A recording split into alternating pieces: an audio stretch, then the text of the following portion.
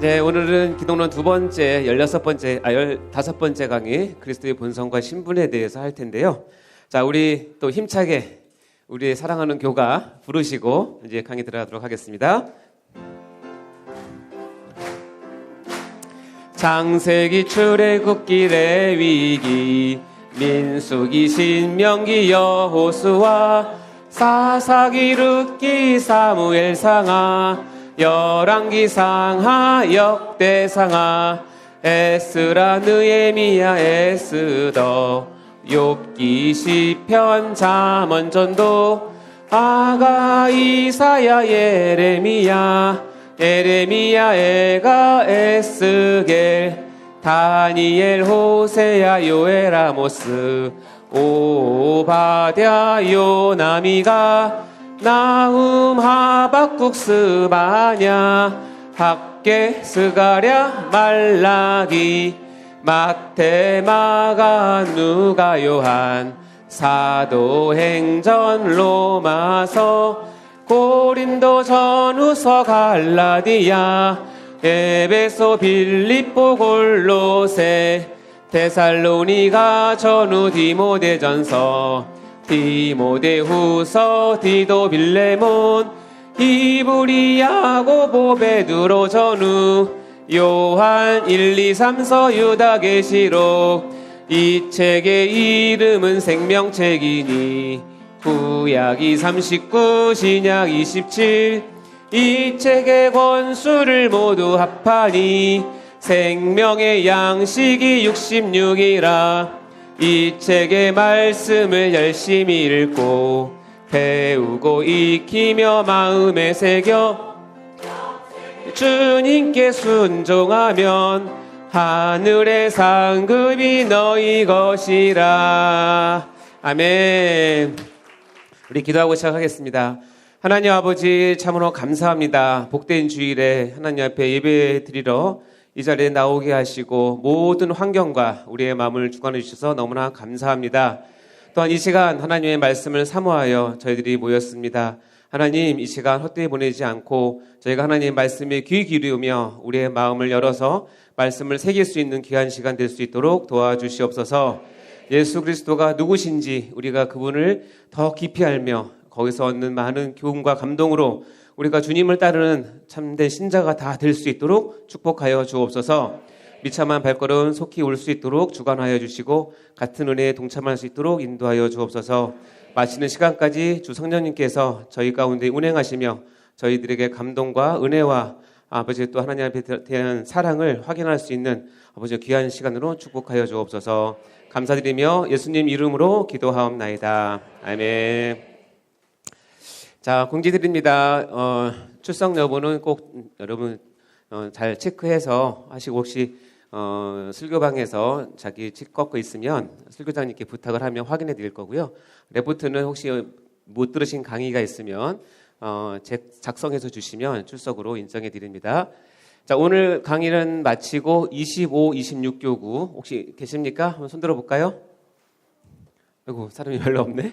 25, 26교구 되시는 분들은 여기 좀 잠깐 정리하는 거 도와주시면 감사하겠습니다. 미리 공지드린 대로 이제 날씨가 더워져서 저희들이 에어컨을 아마 지속적으로 틀어야 될 것 같습니다. 근데 자리나 또는 자기의 건강 상태에 따라서 춥게 느껴지신 분이 있을 텐데요. 집에서 가벼운 거 이렇게 보온될 수 있는 거 가져오셔서 이렇게 좀 스스로 이렇게 좀 보온을 해주셨으면 감사하겠습니다. 오늘 저녁 예배 때 부족한 제가 또 하나님 말씀을 전하러 강단에 섭니다. 여러분 기도 꼭 해주시고, 오늘은 특별히 고난에 대한 하나님 말씀을 같이 나눌 텐데 제목이 블루에서 옐로우입니다. 그래서 제가 오늘 옐로우 넥타이를 하고 왔습니다. 우리 장로님도 옐로우를 같이 하고 오셨네. 마음이 맞는 것 같습니다. 네, 여러분 기도 많이 해주시고 또 될 수 있는 대로 오셔서 같이 하나님 말씀 앞에 또 큰 은혜 받으셨으면 좋겠습니다. 자, 오늘 은혜로운 댓글 보도록 하겠습니다. 1959 전영 집사님과 4교구 자궁상 성도님이신데요. 두 분 오셨습니까? 전영 집사님. 저 뒤에 계신데요. 우리 박수 한번 해주시기 바랍니다. 우리 근데 장홍상 성도님은 금요반에 나오신 성도님이신데 이분이 우리 교회 나오신 지 얼마 되지 않았지만 이 시간을 통해서 많은 은혜를 받고 계시고 교수시고 영문학 박사고 시인이시고 그런데 그 자기가 느낀 그 은혜를 시로 잘 이렇게 표현해 주세요. 그래서 오늘 하나 소개해 드리려고 올렸습니다. 이 두 분은 나중에 챙겨서 꼭 우리 상품 그 카페 이거 이용 쿠폰 주시면 감사하겠습니다. 먼저 1교구 전영 집사님의 댓글인데요.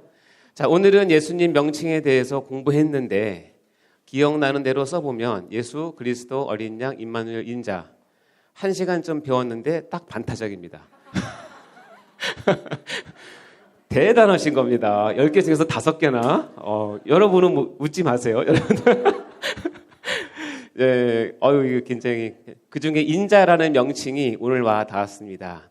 우리 인간들의 죄를 대속하기 위하여 가장 낮은 곳에서 인간의 몸을 빌려 태어나서 온갖 고난과 십자가에서 죽으신 후 부활하셨고 재림을 약속하신 인자 되신 주님을 마음으로 알게 되었습니다. 와, 저보다 훨씬 더 잘 정리하신 것 같습니다. 우리 집사님 너무 박수 한번 해주세요, 진짜. 인자라는 의미를 바로 깨달으신 것 같아요. 특히 알렉산더 대왕 사례를 들어올 때 그리스도인이라는 이름에 걸맞게 향기로운 사람이 되어야 한다는 교훈을 깊이 새겨 듣게 되었습니다. 시작할 때 마칠 때 불렀던 찬양도 큰 은혜가 됩니다. 기억나시죠? 예수 이름으로, 예수 이름으로. 그렇죠? 오늘도 귀한 가르침 감사합니다. 우리 전영 집사님 너무 감사합니다. 수고하셨습니다. 다음에 사교구 장웅상 성도님, 우리 제목은 나는 누구인가입니다. 나는 누구인가? 장웅상, 저는 죄인입니다. 저의 죄를 대속하신 주님 앞에서 저는 참회하는 죄인입니다. 저는 불안한 인간입니다. 저를 하나부터 열까지 보살피시는 주님 앞에서 저는 불안한 인간입니다. 저는 새내기입니다. 이제야 주님을 영적인 아버지로 믿는 저는 주님 학교의 영원한 새내기입니다. 눈물이 쏟아집니다. 저도 모르게 눈물이 쏟아집니다. 저를 위해 하늘의 별이 되신 주님을 생각하면 저도 모르게 눈물이 왈칵 쏟아집니다. 주님의 십자가가 빛나고 있습니다. 주님께서 흘리신 보혈의 십자가가 제 마음속에서 영원히 빛나고 있습니다. 오늘 이 자리에 계시진 않지만 우리 장훈 선생님은 아마 대단한 그런 영감도 있지만 시적인 능력이 타고나신 분 같아요. 너무 멋있지 않습니까? 어느 누구의 고백보다 정말 귀한 고백을 해주셔서 같이 나누게 해주셔서 너무나 감사해요. 자, 오늘도 강의 마치신 후에 각 설교방에 여러분의 소감 피드백을 올려주시면 이제는 저희가 선발해서 우리 전체 오픈방에 에서도 혹시라도 이제 같이 볼 만한 것이 있으면 같이 올리려고 합니다. 그러니까 여러분 적극 참여해 주시고 정리하면서 내가 받은 은혜가 뭔지 한번 깊이 돌아보는 그런 시간 되었으면 좋겠습니다. 자, 오늘 기독론 2번째 시간이고 15번째의 강의가 되고요. 그리스도의 본성과 신분이라는 제목으로 오늘 같이 강의 듣도록 하겠습니다. 자, 먼저 복습 한번 해볼까요? 지난 시간에 그리스도의 명칭에 대해서 했는데, 자, 1번 읽어보겠습니다. 시작. 제2위 하나님의 명칭에는 예수 그리스도 인자 어린 양 하나님의 아들 주 왕 임마누엘 중보자 제사장 등이 있으며 이들을 배워서 제대로 아는 것은 하나님 아버지의 간절한 바람이자 명령이다. 아멘. 이제 예수님의 이름을 이렇게 10가지가 있다는 사실을 기억하시면서 자, 이것을 내가 이 명칭을 믿는다는 것이 어떤 뜻인가? 2번 읽어보겠습니다. 시작. 우리가 예수를 믿는다는 것은 이 명칭들의 내용을 누리며 사는 것을 뜻합니다. 네. 자, 오늘부터 배우는 내용들이 이제 이 10가지 명칭들이 계속 반복해서 나오면서 그것이 어떤 의미가 있는지, 그래서 왜 하나님 아버지는 예수님을 그렇게 높이셨는지, 그리고 왜 우리는 예수를 믿어야 되는지, 왜 그분밖에 없는지에 대해서 이제 우리가 말씀을 통해서 깊이 깨달으려고 합니다. 자, 우리가 지금 기독론을 하고 있다는 사실 알고 계시죠? 네, 오늘 기독론 2번째 시간입니다. 예수 그리스도에 대해서 심도 있게 배우는 시간인데요. 자, 우리가 보시면 이제 오늘 2번째 그리스도의 본성과 신분, 기독론의 2번째 시간입니다. 미리 지금 공지를 드리면 다음 주에는 보은 음악회가 4시 반에 있다고 하는데요. 그래서 이게 지금 시간이 어떻게 될지 제가 전달받은 것이 없어서 그런데 일단 팀장회의를 거쳐서 이제 시간이 정해질 텐데요.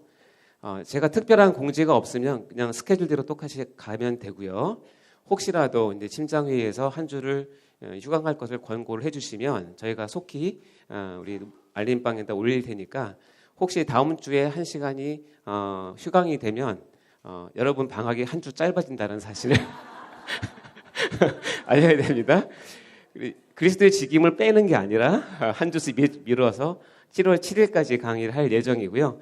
만약에 그냥 없이 그냥 하라고 하시면 지금과 똑같이 합니다. 아시겠죠? 네. 그렇게 여기서 강의도 들으시고 은혜 받으시고 또 음악회 가셔서 또 은혜 받으시고 그렇게 하시면 됩니다. 이건 결정되는 대로 바로 공지에 올리도록 하겠습니다. 자, 오늘 배울 내용은 그리스도의 본성과 신분입니다. 이 표가 오늘 배울 내용의 요약된 표인데요. 그리스도의 본성에는 두 가지 본성이 있습니다. 첫째는 그리스도의 신성, 다른 말로 그리스도는 하나님이시다라는 것을 배우는 것이 그리스도의 신성이고요. 그리스도의 인성, 동시에 그리스도는 완벽한 완전한 인간이시다를 배우는 것이 그리스도의 인성입니다. 이 신성과 인성을 합쳐서 그리스도의 본성이라고 얘기하고 우리가 그것을 그리스도의 두 가지 성리이기 때문에 그리스도의 양성이라고 얘기를 합니다. 그리스도의 양성에서 제가 2년 전에 설교를 할 때 기억나십니까? 혹시? 하늘나라에서 코로나 검사를 했는데 성부 하나님과 성령 하나님 음성이 나왔는데 성자 예수님이 양성이 나왔어요. 왜 그랬다고 그랬죠? 왜? 그리스도가 양성으로 되어 있기 때문에 양성이 나왔다. 그래서 조크를 했는데 웃으시는 분만 기억나시나 봅니다. 자, 본성은 신성과 인성, 양성에 대해서 배우는 것을 얘기하는 거고 신분 뭐냐면 좀 어려운 말이긴 한데 비하의 신분, 비하. 그러니까 이거를 한국말로 하면 그리스도의 한없이 낮아지는 신분을 비하의 신분이라고 얘기하고 그리스도의 신분 가운데 승귀 신분이 있습니다. 어려운 말이긴 하지만 우리나라 그냥 편하게 하면 높아지는 신분 이렇게 하시면 됩니다. 그리스도는 비하의 신분과 승귀의 신분을 동시에 한 몸에 가지고 계신 분이다라는 것입니다. 그래서 그리스도의 본성과 신분, 본성에는 신성과 인성, 신분에는 비하의 신분과 승귀의 신분이 있다.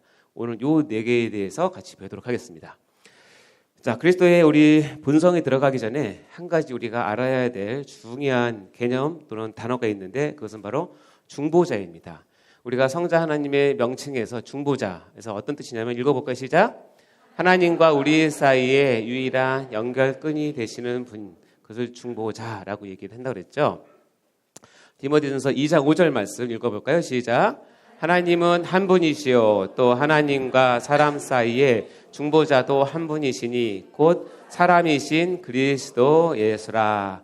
자, 예수님은 중보자이고 한 분, 즉 유일한 중보자이시다. 그리고 그분은 사람, 인자이기도 하시고 그리스도이기도 하시고 이름은 예수다. 이런 뜻입니다. 근데 그분이 중보자라는 뜻입니다. 자, 중보자가 뭡니까, 여러분? 여러분이 중보기도도 많이 하시는데 중보자란 개념을 이제 우리가 곧 배울 텐데요. 디모데전서 3장 16절 말씀 읽어볼까요? 시작. 그도다 경건의 비밀이여 그렇지 않다는 이 없도다. 그는 육신으로 나타나신 바 되시고 영으로 의롭다 하심을 받으시고 천사들에게 보이시고 만국에서 전파되시고 세상에서 믿은 바 되시고 영광 가운데 올려지셨느니라. 이 중보자의 어떤 개념은 경건의 비밀이에요. 그러니까 육신으로 오셨고 영으로도 의롭다 하심을 받으시고 천사, 영의 세계뿐만 아니라 온 우주, 만국의 그 세상에서 믿음 바 되셨고 영광 가운데 올리시는 분이 이 중보자의 어떤 역할 아니면 능력입니다. 자, 그러면 보면 중보자라는 건 뭐냐면 자, 읽어보겠습니다. 시작. 중보자의 직책을 다하기 위해서는 그리스도는 하나님인 동시에 사람이 되어야 한다. 중보자의 조건이 하나 있습니다. 근데 여기 보면 중보자의 직책을 다하기 위해서는 이 중보자 대신 그리스도는 하나님인 동시에 사람이 되어야만 한다는 거예요. 이거를 우리가 쉽게 설명하면 이런 겁니다. 중보자는 제가 설명하기 편한 건 뭐냐면 통역자라고 생각하시면 통역자. 여기 보면 미국 대통령과 우리나라 대통령 사이에 이런 대담을 하면 이 두 분이 서로 하고 싶은 얘기는 많지만 둘이 대화를 하면 어떻게 될까요? 온갖 오해가 다 나올 거 아니에요? 그러면 나는 그렇게 안 들었다. 그러면 영어 실력이 짧다. 너 한국말 할 줄 알아? 뭐 그러면 싸울 거 아니에요? 그럼 이 뒤에 계신 분이 누구예요? 통역관이죠. 이제 공무원이니까. 이 여성분은 제가 알기로는 이 트럼프 대통령이 통역관이니까 이 여성분은 트럼프 대통령의 말을 받아서 이 문재인 대통령에게 트럼프 대통령이 무슨 말을 하고 싶은지 정확히 전달하는 역할을 하는 거예요. 이해되시죠? 자, 이 뒤에 있는 남자분은 성함은 잘 모르겠지만 아마 우리나라 통역관 같은데 문재인 대통령이 이야기를 하면 그거를 가장 정치적이고 가장 외교적인 말로 이 트럼프에게 바로 얘기를 하겠죠. 그 역할을 하는 것이 통역관이에요. 자, 그러면 아주 어려운 문제인데 통역관은 무슨 언어를 해야 여기서 가능해요? 영어와 한국어. 어떻게 하셨어요? 최소한 통역관은 이 상황에서는 영어와 한국어를 능통하게 자유자재로 그 사람의 속마음까지 다 뜯어낼 수 있는 그런 실력을 가져야만 뭘 할 수 있어요? 통역을 할 수 있어요. 이해되시죠?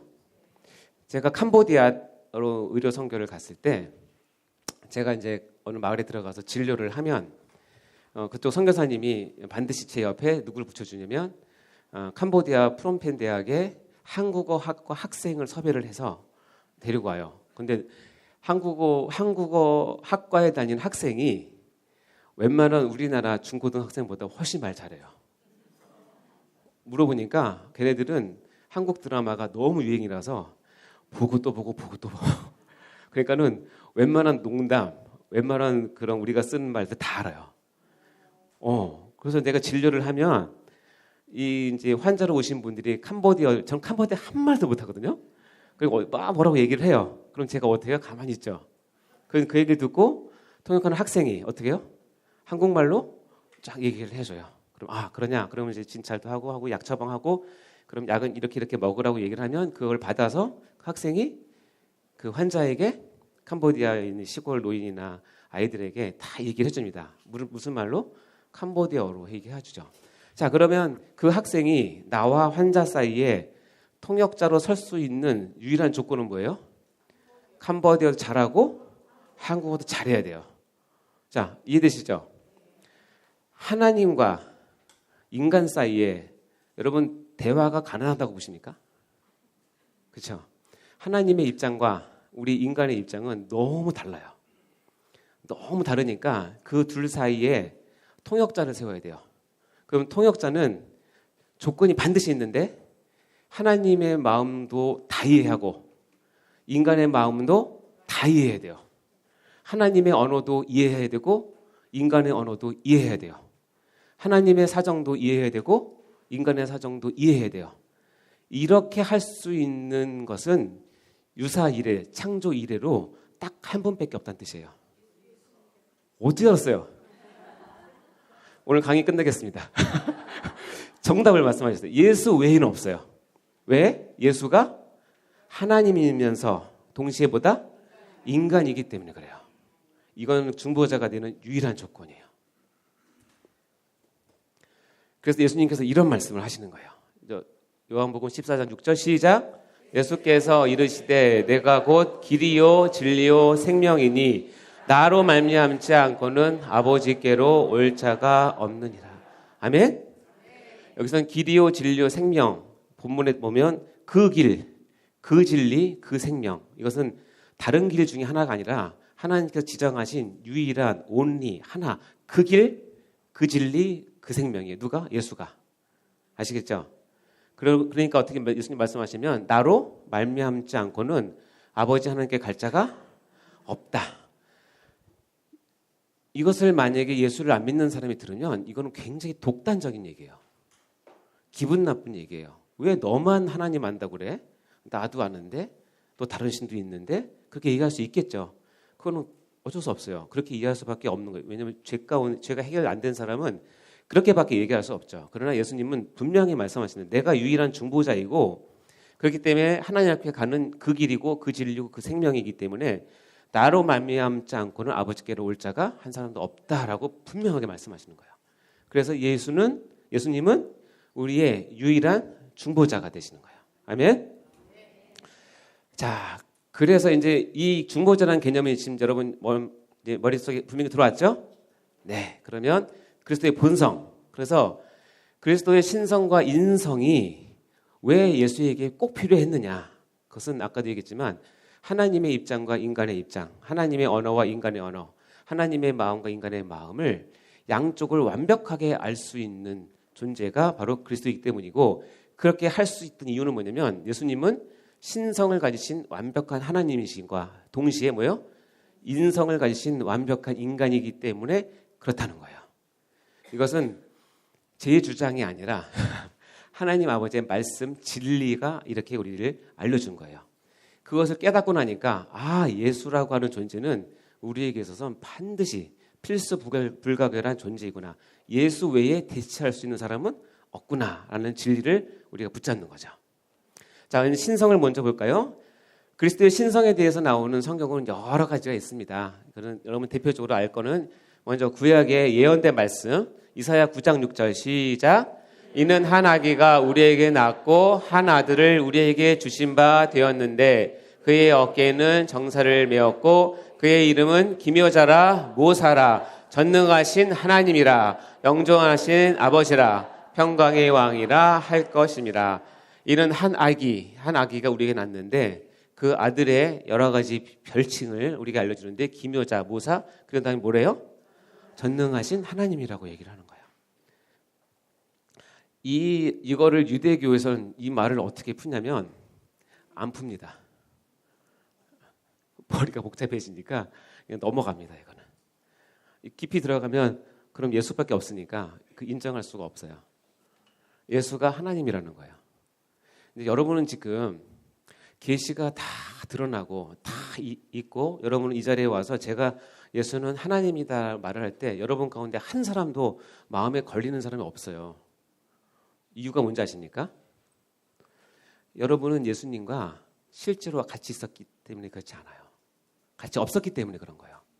그 당시 초대교회는 말하자면 내가 한 달 전만 해도 예수 옆에서 밥 먹고 예수랑 같이 장난치고 예수랑 같이 했던 그 사람이 하나님이래? 이거를 받아들이는 건 쉽지 않아요. 내 눈으로 보고 내가 만지고 나랑 했던 그분, 그리고 그래 좋은 말씀하셨어. 근데 하나님이다? 유대인은 하나님은 온리 하나예요. 유일하신 하나님 한 분, 하나라고 생각하거든요. 근데 예수도 하나님이다? 이거에 대한 저항은 엄청난 거예요. 여러분은 이게 받아들여지지만 여러분도 지금 만약에 그 당시에 태어나서 제가 여러분께 예수님 하나님이라고 얘기한다면 여러분은 쉽게 받아들이지 않아요. 내 눈으로 보고 만졌는데 만져지는 게 하나님이래? 이렇게 나오는 거죠. 그러니까 이 성경에는 예수님이 하나님이라고 하는 그 내용이 굉장히 강하게 이야기하고 있어요. 왜냐하면 거기에서 흔들리면 일단 예수님의 중보 사역이 해결이 안 되고 그게 해결이 안 되면 우리의 구원은 있을 수가 없기 때문에 그래요. 자, 빌립보서에서 이렇게 얘기합니다. 읽어볼까요? 시작. 그는 근본 하나님의 본체시나 하나님과 동등됨을 취할 것으로 여기지 아니하시고 오히려 자기를 비워 종의 형체를 가지사 사람들과 같이 되셨고, 자, 밑에 있는 내용들은 우리가 알겠지만 그는 근본 뭐래요? 하나님의 본체시다. 다른 말로 하면 하나님이다라는 뜻이에요. 아예 선언을 했죠. 그는 원래 하나님이셔. 근데 하나님과 동등됨을 취할 것으로 여기지 아니고 오히려 자기를 비워서 종의 형체를 가지셔서 사람들과 같이 되셨어. 하나님이신데 인간이 되셨어. 이렇게 빌립보서에서는 설명을 하고 있는 것입니다. 골로새서 2장 9절 기독론을 가장 잘 설명하는 골로새서는 이렇게 표현합니다. 시작. 그 안에는 신성의 모든 충만이 육체로 거하시고, 우리가 읽기는 쉽지만 이거는 굉장히 모순된 단어 두 개가 나와요. 신성과 육체. 그 안에 예수 안에는 신성이 모든 충만이 있어요. 거기까지는 그래. 근데 그게 어디 있대요? 육체로 거한다는 거야. 야, 신성이 육체로 거해? 이거는 완전히 다른 말이에요. 태양의 영하 10도래 이런 거랑 똑같은 얘기예요. 근데 이렇게밖에 설명할 수 없어. 인간의 언어는. 자, 이것을 보건대 자, 로마서 9장 5절 읽어볼까요? 시작. 조상들도 그들의 것이고 육신으로 하면 그리스도가 그들에게서 나셨으니 그는 만물 위에 계셔서 세세 찬양을 받으실 하나님이시니라. 로마서는 아예 그분은 찬양 받으실 하나님이라고 선포를 해버려요. 자, 여러분 이제 예수님이 하나님이신 거 믿습니까? 예, 반드시 믿으셔야 됩니다. 자, 그 다음으로 어려운 게 뭐냐면 예수님이 인성을 가졌다는 거예요. 이것도 쉽지가 않은 게 예수님 오셔서 하나님이래. 그래, 내가 믿음이 있어서 받았어. 근데 그분이 인간이래요. 이것도 쉽지가 않아서 이걸로 인해서 이단이 많이 나옵니다. 이걸 인정하고 싶죠. 왜냐하면 그 당시 헬레니즘 상황에서는 영혼에 대한 것, 즉 영적인 것은 선한 것이고 육에 대한 것은 더럽고 악한 것이라는 이원론적 그런 개념이 풍부했던 세계관이에요. 그런데 헬라의 그 세계 그 체계에 젖어 있던 사람이 내가 사모하는 예수님 그리고 하나님의 아들이신 그분 메시아 그분이 인간이라는 것을 받아들이기가 쉽지 않았어요. 왜냐하면 육체는 곧 죄고 죄는 더러움이고 한계와 부정을 갖고 있다고 믿었기 때문에 그리스도를 인성을 인정하는 것도 쉽지가 않았어요. 그래서 어떻게 하냐면 예수님이 이 땅에 오신 건 맞다. 하나님의 아들로 오신 건 맞다. 그러나 예수님이 육체로 온 게 아니라 육체처럼 보이게 했는데 사람들이 그것을 보면서 환상으로 느낀 것뿐이다. 이렇게 믿는 이단도 있었어요. 그러니까 예수를 육체로 인정하는 것이 신성 모독이라고 생각을 했으니까. 그러나 여기서 보면 예수님의 본성 가운데 예수님은 완벽한 인간이심을 우리에게 알려줍니다. 요한복음 1장 14절 말씀 중요한 말씀이죠. 시작. 말씀이 육신이 되어 우리 가운데 거하심에 우리가 그의 영광을 보니 아버지의 독생자의 영광이요 은혜와 진리가 충만하더라. 여기 보면 말씀 로고스가 육신이 되었다. 분명하게 얘기하고 있죠. 자, 이 말씀을 요한일서에서 이제 분명하게 이제 못을 박는데요. 요한일서 4장 시작. 이로써 너희가 하나님의 영을 알지니 곧 예수 그리스도께서 육체로 오신 것을 시인하는 영마다 하나님께 속한 것이고 지수를 시인하지 아니하는 영마다 하나님께 속한 것이 아니니 이것이고 적 그리스도의 영이니라. 오리라 한 말을 너희가 들었거니와 지금 벌써 세상에 있느니라. 이 사람이 정말 하나님의 백성인지 하나님의 영을 받은 참 신자인지를 요한일서를 기록할 당시 사도 요한이 판별하는 우리가 뭐라면 리트머스 시험지 같은 게 있는데 뭘 물어보냐면 예수 그리스도께서 육체로 오신 것을 인정하느냐 인정하지 않느냐는 거예요. 그래서 예수 그리스도께서 완전한 육체로 오셔서 우리와 똑같은 인간이셨음을 시인하는 영은 하나님께 속한 영이고 예수를 육체로 오신 거를 부인하거나 부정하거나 의심하거나 못 믿으면 어떻게 해요? 하나님께 속하지 아니하였다. 심지어는 뭐래요? 적 그리스도의 영이라고 얘기할 정도예요. 자, 예수를 육체로 완벽한 인간으로 오셨다는 사실 여러분 믿습니까? 여러분 정말 복 받으신 분입니다. 그게 아무런 꺼리낌 없이 믿어진다는 건 둘 중에 하나입니다. 여러분이 은혜를 많이 받았거나 무식했거나 그러나 이제는 무식을 깨고 정말 이 진리는 여러분이 꽉 붙잡아야 돼요. 왜냐하면 이 둘 중에 하나라도 흔들리면 아까도 얘기했지만 예수님의 중보 사역에 어긋나게 되고 예수님의 중보 사역이 어긋나게 되면 하나님과 우리 사이에 죄를 해결하실 분이 더 이상 없기 때문에 그래요. 그러니까 이것은 절대로 우리가 용납을 하거나 약하게 하거나 우리가 뭐 그럴 수가 없는 거예요. 그러니까 요한일서는 아주 강하게 얘기하는 거잖아요. 그렇죠? 이것은 진리이기 때문에 그렇습니다. 자, 누가복음에 보면 사복음서 중에 유일하게 예수님께서 자라나신 과정을 기록한 두 구절이 있어요. 그러니까 예수님은 어쨌든 태어나셔서 대략 30살 되기까지는 우리와 똑같이 자라나셨어요. 자, 누가복음 2장 40절 말씀 앞에 거 읽어볼까요? 시작.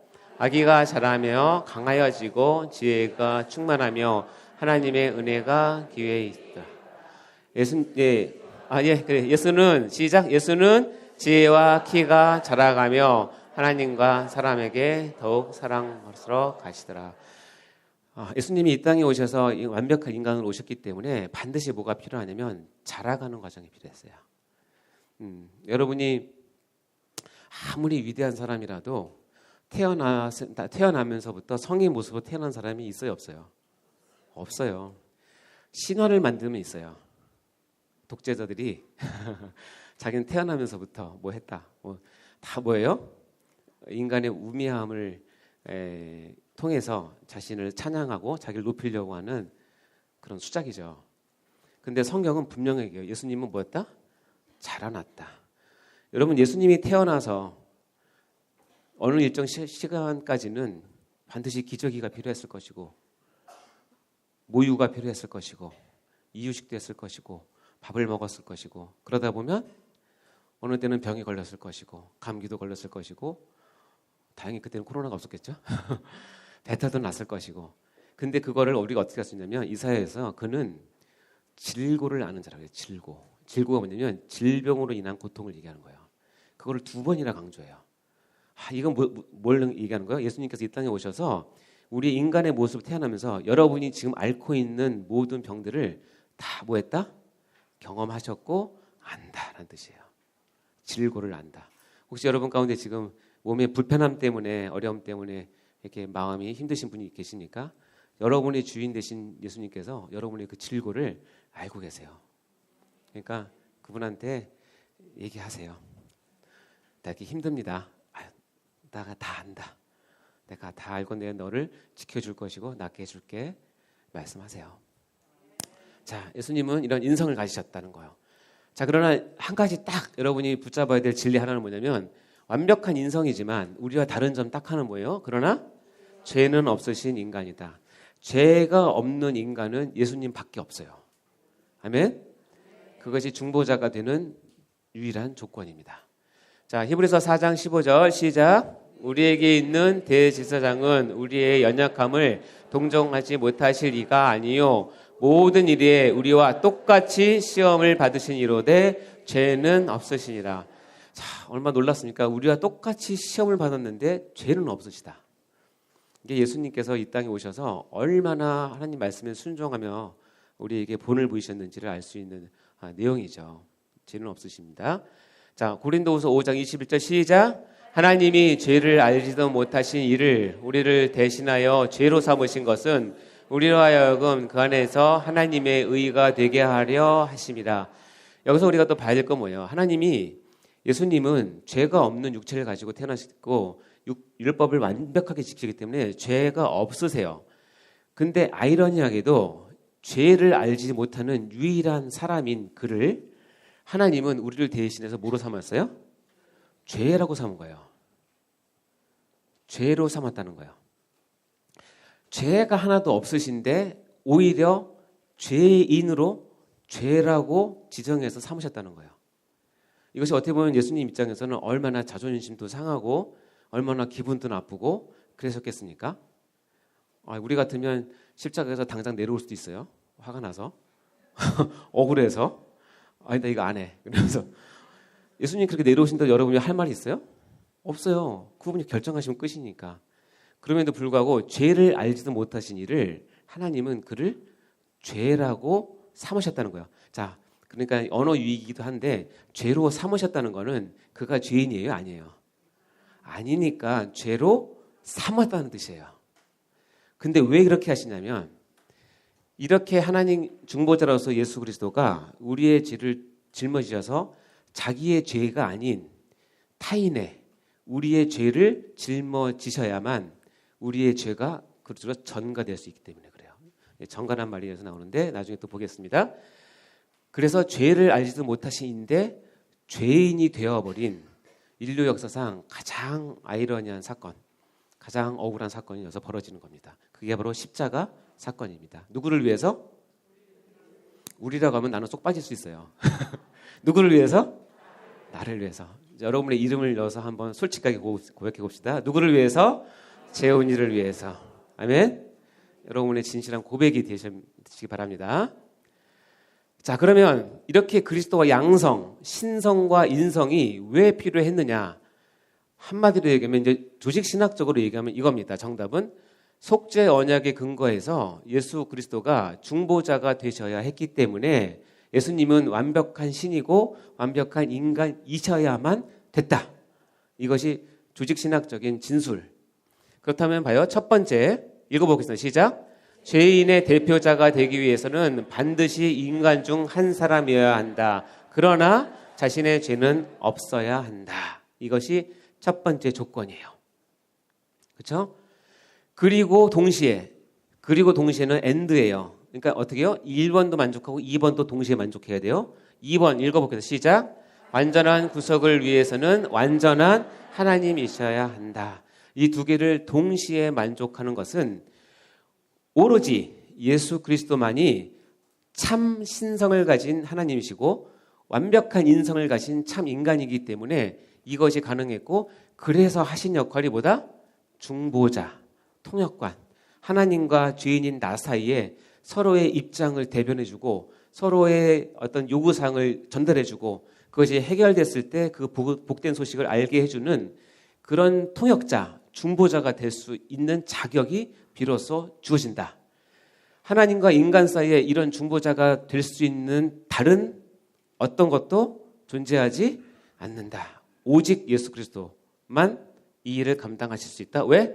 그리스도는 양성을 가진 분이기 때문에. 신성과 인성을 동시에 가졌기 때문에. 아시겠죠? 이건 어려운 조직 신학이 아닙니다. 이것은 너무나 기가 막힌 진리예요. 이 진리를 여러분 캐서 여러분 손에 이렇게 줄 때까지 이 진리를 지키기 위해서 여러분의 신앙 선배들이 수없이 많이 피를 흘렸다는 사실을 반드시 기억하셔야 됩니다. 정말입니다. 이것을 놓치고 싶지 않은데 자기 생명을 빼앗기더라도 이 진리를 지키는 거예요. 그래서 이 교리가, 이 진리가 잘 발달되어서 2000년이 지난 지금에는 우리가 너무나 감사하고 편안하게 이렇게 나눌 수 있습니다. 편하게 나눌 수 있지만 이 값어치가 떨어지거나 그런 건 절대로 아니고 이제 여러분의 것이 되시기 바랍니다. 히브리서 2장 17절 18절 시작. 그러므로 그가 범사의 형제들과 같이 되심이 얻었다. 이는 하나님의 일에 자비하고 신실한 대제사장이 되어 백성의 죄를 속량하려 하심이라. 그가 시험을 받아 고난을 당하셨은즉 시험 받은 자들을 능히 도우실 수 있느니라. 그래서 예수님의 양성이 가진 의미는 완벽한 하나님의 입장에서는 대제사장이 되는 것이고, 우리 가운데 시험을 받아서 고난을 당하셨기 때문에 우리의 모든 입장을 하나님께 다 알려드리고 말씀할 수 있는 유일하신 분이십니다. 자, 그 같은 말씀인데요. 히브리서 4장 말씀 읽어볼까요? 시작. 그러므로 우리에게 큰 대제사장이 계시니 승천하신 이 곧 하나님의 아들 예수시라. 우리가 믿는 도리를 굳게 잡을지어다. 우리에게 있는 대제사장은 우리의 연약함을 동정하지 못하실 리가 아니요 모든 일에 우리와 똑같이 시험을 받으시니로되 죄는 없으시니다. 그러므로 우리는 긍휼하심을 받고 때를 따라 돕는 은혜를 얻기 위하여 은혜의 보좌 앞에 담대히 나갈 것이니라. 그래서 대제사장으로 표시된, 즉 예수님은 제사장으로 오셨는데 그분은 하나님의 아들이고 이름은 본명은 예수시고, 그리고 그분은 우리의 연약함을 동정하시고 우리와 똑같이 시험을 받으셔서 하나님과 우리 사이에 길을 내시는 유일한 분이세요. 그래서 우리가 얻을 수 있는 특혜는 무엇이냐면, 밑에 보면 우리는 긍휼하심을 받고 때를 따라 돕는 은혜를 얻을 수 있어요. 때를 따라 돕는 은혜가 그 길이 열렸는데 그게 어디에 있냐면 은혜의 보좌 앞에 담대히 나갈 것이다. 은혜의 보좌라고 하는 것은 한마디로 말하면 하나님의 임재가 있는 곳이에요. 구약 같으면 성막 또는 성전, 그리고 지금 같으면 하나님의 임재가 있는 곳, 교회 공동체, 그리고 정확히 얘기하면 여러분이 성령을 주로 모시고 있으면 성령이 거주하는 여러분의 마음에 어떻게 해요? 때를 따라 돕는 은혜를 위해서 여러분이 나아가야 돼요. 나가는 행위 가운데 여러분이 가장 많이 하시는 행위가 어떤 행위죠? 예배도 있고 또 기도, 그렇죠? 그래서 기도를 하는 거예요. 그 기도를 이렇게 뚫어지게 하시는 분이 누구냐면 예수 그리스도예요. 그래서 여러분이 기도하고 마치실 때 내가 했던 모든 기도가 예수님께서 하셨던 이 통로를 통해서 왔다 갔다 할 수 있게끔 했다는 걸 고백하는 게 뭐예요? 예수님, 이름으로 기도합니다. 아멘. 아셨죠? 예수님 이름으로 기도합니다. 아멘. 다시 한번 해볼까요? 예수님 이름으로 기도합니다. 아멘. 이 말을 하면 빨리 잠에서 깨셔야 됩니다. 기도가 끝났으니까. 예, 그것도 중요한 기능 중에 하나지만 그것보다 더 중요한 건 뭐냐면 내가 이렇게 기도하고 은혜의 보좌로 나갈 수 있는 유일한 근거가 되시는 것은 예수 그리스도께서 중보자로 오셔서 완벽한 하나님과 인간으로 오셔서 이 길을 열어주셨다는 고백을 하는 거예요. 아멘. 자, 표로 정리하면 이렇습니다. 성부 하나님과 인간 사이는 메꿀 수 없는 간극이 있습니다. 특히 성부 하나님의 대표적인 속성은 사랑과 공의입니다. 사랑과 공의는 서로 반대가 되는 것처럼 느껴지지만 결국 하나님 한 분의 중요한 속성이고 이 두 개를 동시에 만족할 수 있는 방법은 인간 측에서는 구할 수가 없습니다. 사랑을 만족하면 공의가 흔들리고 공의를 만족할 것 같으면 사랑이 흔들리기 때문에 인간 측에서는 그 묘책을 낼 수가 없죠. 반면에 인간은 그때 얘기했지만 죄 속에 있는 인간, 현실적으로 얘기하면 뒤주 속에 있는 인간이 돼서 죄와 불의와 사망으로 정신없이 달려가는 사람들입니다. 이 사이에 누가 개입을 하시냐면 하나님 아버지와 성자 예수님 간의 속죄 언약에 의해서 예수께서 그리스도로 오셔서 하나님의 사랑과 공의를 만족시킬 수 있는 일을 하시는데 그것이 바로 구속입니다. 구속. 속량, 구속. 다른 말로 대가 지불입니다. 뭐에 대한 대가 지불이냐면 자기 죄가 아니라 예수님은 죄가 없으시니까 하나님께서 사랑하셨던 인간에 대한 죄와 불의와 사망에 대한 모든 대가를 예수 그리스도께서 한 몸에 짊어지시고 하나님께 나아감으로 인해서 하나님의 사랑과 공의를 완벽하게 만족시키셨어요. 그래서 그 길을 내는 것이 뭐냐면 나와 하나님 아버지 간의 완벽한 통로와 연결을 시켜주시는 일을 누가 하셨냐면 예수 그리스도께서 하셨다는 이야기입니다. 자, 그러면 봐요. 그리스도의 양성이 필요한 것은 속죄 언약의 근거에서 중보자가 되셔야 하기 때문에 말씀을 드렸고 구속, 금방 말씀하신 구속과 속죄는 뭐냐면 읽어보겠습니다. 시작. 예수님의 구원을 위한 모든 값을 지불하셨다. 그러니까 예수님께서 바꿔야겠다. 예수님께서라고 해야겠네. 예수님께서 우리의 구원을 위한 모든 값을 뭐 하셨다? 지불하셨다. 제 아들 둘이 엄청 잘 먹습니다. 특히 큰아들은 어릴 때 제가 놀랄 정도로 잘 먹었습니다. 우리 아들을 어렸을 때 훈련시키려면 마루 끝에다가 먹을 것 놓으면 여기서부터 여기까지 포복으로 너무 예쁘게 기어가서 반드시 먹습니다. 지금은 이제 30 가까이 되니까 식탐이 많이 줄었지만 예전에는 이제 걱정할 정도로 그 아이가 가서 식당에서 열심히 먹어요. 다 먹고 그 아이가 그 식당에서 떳떳하게 나올 수 있는 이유는 뭘까요? 아버지가 값을 지불했기 때문에. 어릴 때 모르겠죠. 근데 이제 제 아들이 돈을 벌기 시작하니까 그게 이제 느껴지나 봐요. 고맙다는 게. 이제 여러분도 예수님께서 나의 구원을 위해서 모든 값을 지불하신 사실을 이제 깊이 좀 깨달으시고 아시고 예수님께 감사하시기 바랍니다. 그래서 예수님께서 이런 말씀을 내가 다 이루었다. 도대체 뭘 이루었다는 거예요? 하나님의 사랑과 공의를 만족시키고 나의 죄를 다 해결할 수 있는 두 개를 동시에 할 수 있는 것들을 다 이루었다. 다 치루어냈다. 그래서 너는 내 것이 되었다. 라고 선언하시는 거고 그러면 다른 말로 주인이 바뀌었다. 등기부등본이 바뀌었다. 꼭 뛰어오세요. 자, 이런 말씀을 하실 수 있는 것은 뭐냐면 예수님의 완벽한 구속사역, 즉 속죄사역이 이루어졌기 때문에 그렇습니다. 잠깐 퀴즈 하겠습니다.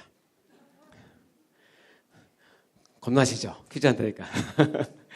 자, 하나님의 본성, 신성과 인성이 있어 양성을 가지고 있고 왜 필요했는지 다 설명을 했는데 이것은 여러분께 설명드린 교리적인 설명인데요.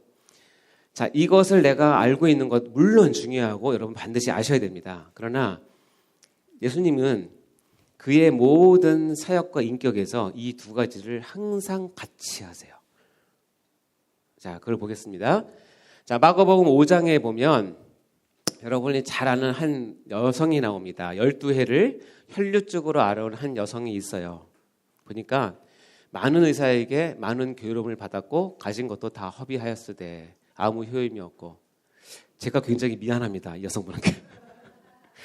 의료계를 대표해서 죄송합니다. 많은 의사에게 많은 괴로움을 당했고 가진 것도 다, 그러니까 아마 그 치료비로 엄청나게 썼던 것 같아요.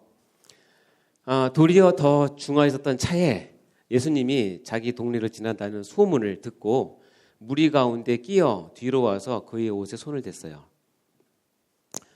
이는 내가 그의 옷에만 손을 대어도 구원을 받으리라고 생각했기 때문에 그래요.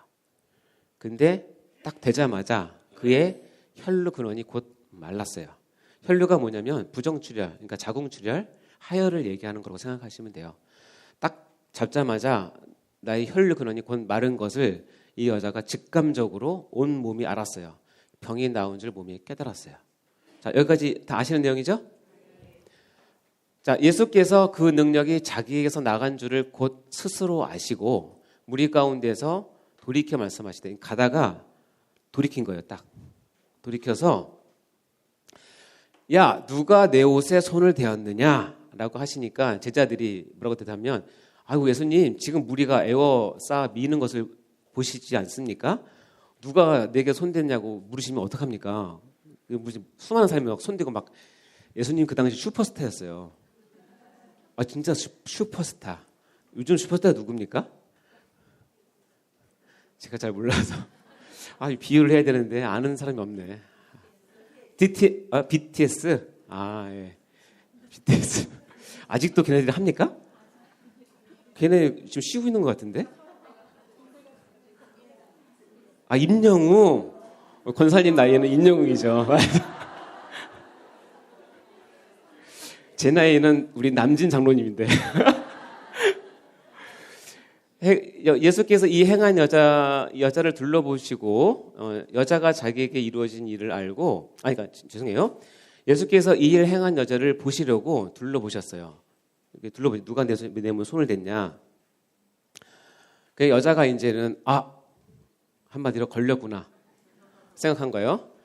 그러니까 자기에게 이루어진 일을 알고 두려워하여 떨며 와서 그 앞에 엎드려 모든 사실을 여쭈었어요. 여자가 왜 이것을 두려워하며 떨며 와서 엎드렸을까? 여러분은 어떻게 생각하세요? 왜 그랬을까요? 예? 하나님 아시니까?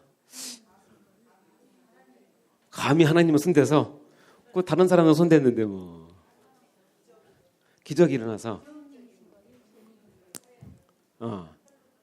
예, 부정하니까 근사칩니다. 그래서 뭐 여러 가지 얘기가 있을 수 있어요. 저는 그냥 혼자 생각을 해봤는데 이 여자가 많은 의사에게 많은 돈을 허비했잖아요. 더 이상 가진 게 없잖아요. 근데 나왔어요. 예수님이 진료비 청구할까 봐. 야, 너 감히 다 써? 그럼 집 하나 있는 거 팔어. 이렇게 나올 수 있잖아. 할 수 있어요, 없어요? 지금 와서 접수도 안 하고 불법으로 와가지고 했는데 다 났어. 그럼 예수님이 야, 돈 내놔. 그래서 저는 여자의 마음이 이해가 돼요. 너무 가난했기 때문에 더 이상 드릴 게 없어요. 그러니까는 그런 거 하면 어떡하지? 낳는 건 좋지만 대가를 지불할 수가 없죠. 그것도 하나의 현실적인 이유이지만 두 번째 더 강력한 이유는 뭔지 아세요?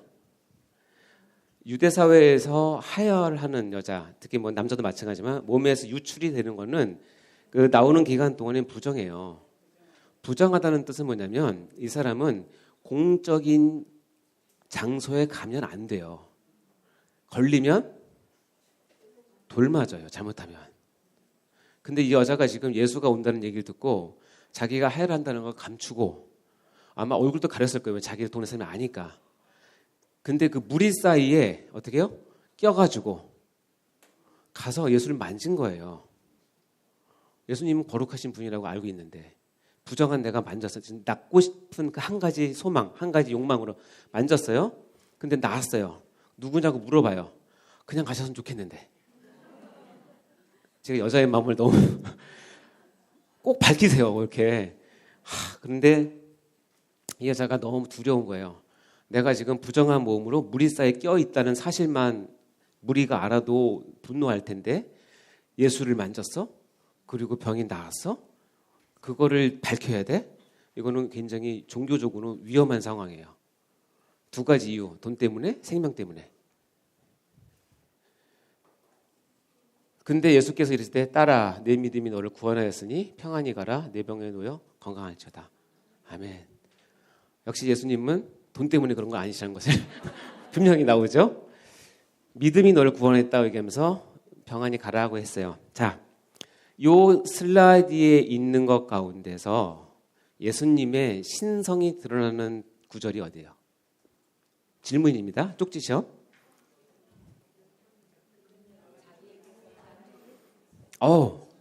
분명히 뒤에 들리십니까?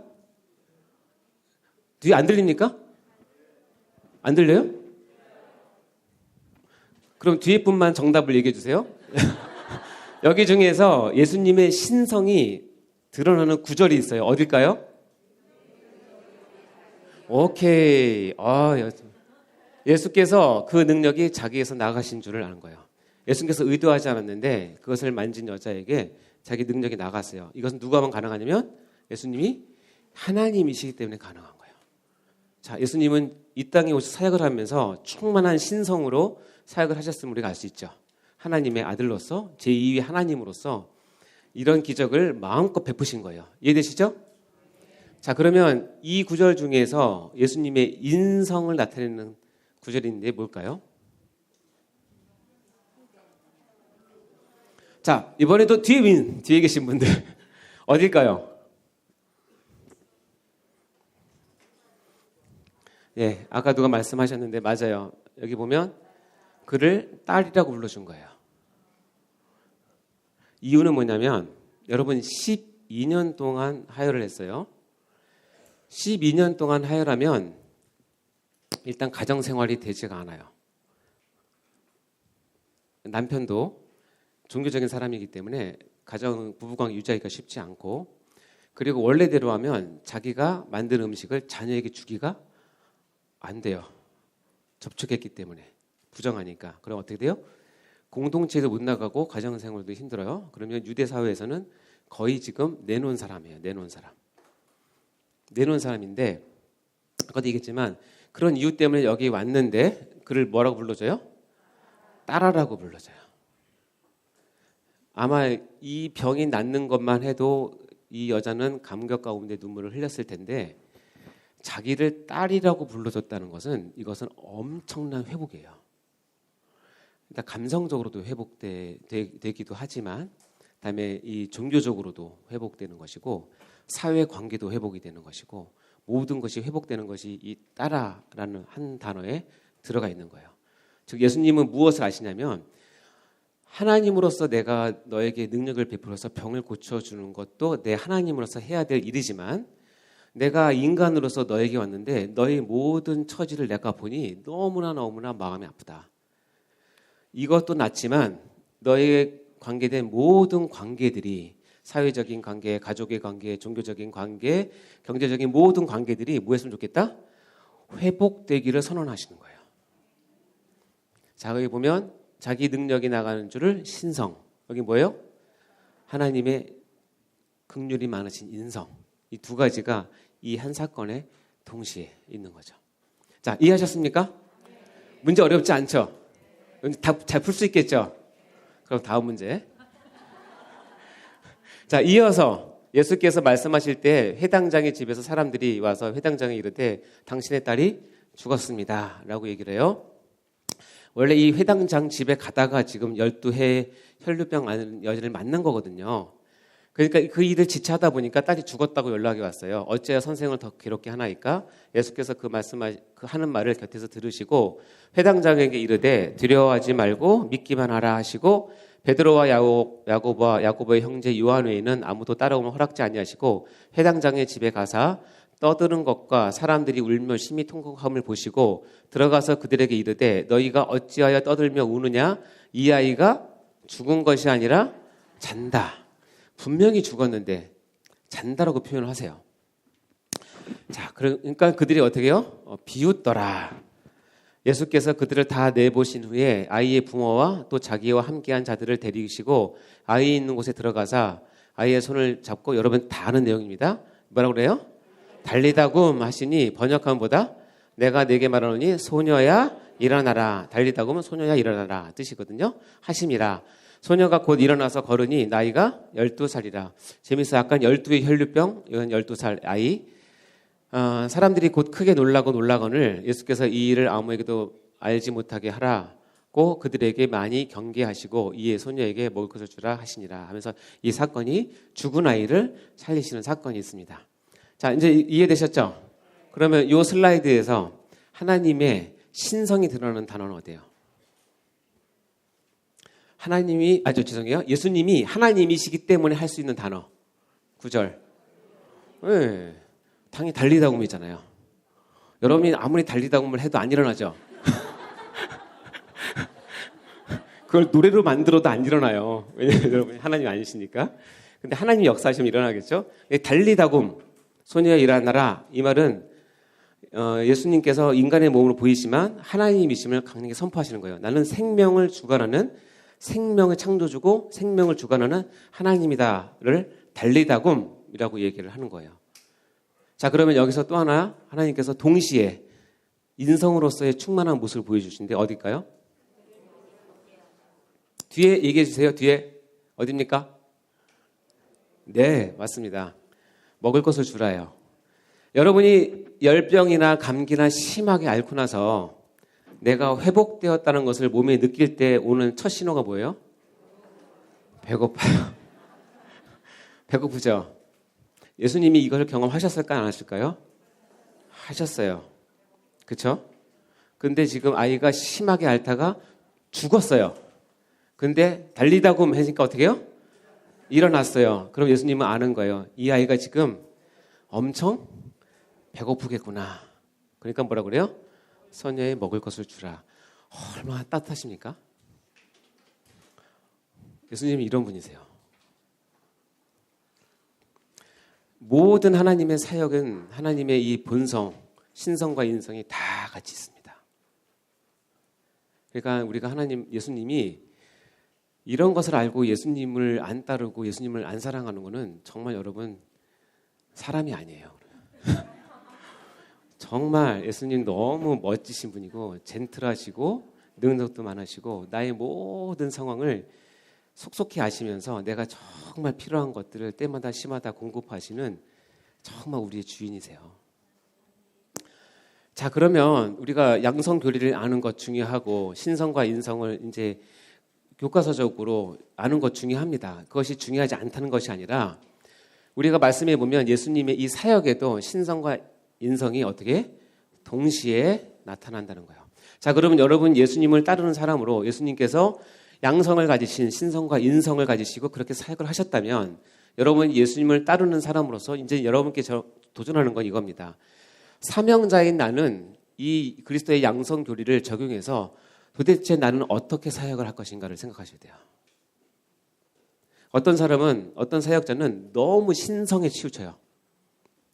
너무 거룩하고 너무 획일적이고 너무 규율에 맞고 너무 율법적이고 하나님 뜻이 이거니까 하라고 얘기를 하고 틀리다고 말하긴 그렇지만 그것만으로 나가면 어떻게 해요? 예수님을 온전히 따른다고 보기가 쉽지 않아요. 왜냐하면 그러면 거기에는 많은 어려움과 상처들이 있기 때문에 그래요. 여러분이 경험하셨던 것처럼. 또 반면에 어떤 사역자는 하나님의 신성, 즉 말씀이나 이런 것들에 대해서 영적인 것은 안 하고 그저 그냥 우리들은 잘 먹고 잘 놀고 성령 충만 대신 우정 충만해야 되고 뭐 이런 거 있죠.